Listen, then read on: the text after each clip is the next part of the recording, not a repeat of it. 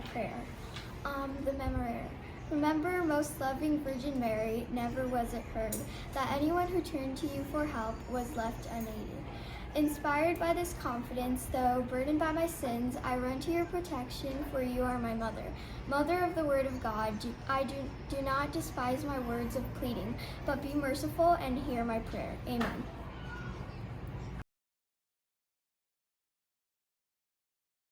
I pledge allegiance to the flag of the United States of America and to the republic for which it stands, one nation, under God, indivisible, with liberty and justice for all. As we continue to celebrate Wellness Week, I wanted to share some tips from our National Junior Honor Society on how to stay healthy and focused while keeping up with your schoolwork.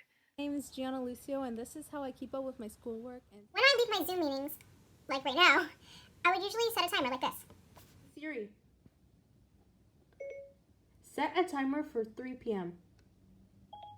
I turned on your timer alarm. Now that my break is done, you can set a timer for how long you think that you'll get the assignment done in time, but for me, it is this. 30 minutes and counting. I think this is a great way for competitive people who like to get things done really quickly, so you have like a goal. So that's my advice. Setting a timer for how long you want to do the assignment in, and then you try your best to finish it that way. So. Hello all souls, my name is Bella Zapata and I am in NJHS. Today I'll be sharing a few tips on how to keep track of your schoolwork stress-free. First of all, you're going to want to stay organized, so it's best to have a planner. Second, you should take breaks. If you have a lot of homework, you could take exercise breaks like doing jumping jacks or doing push-ups.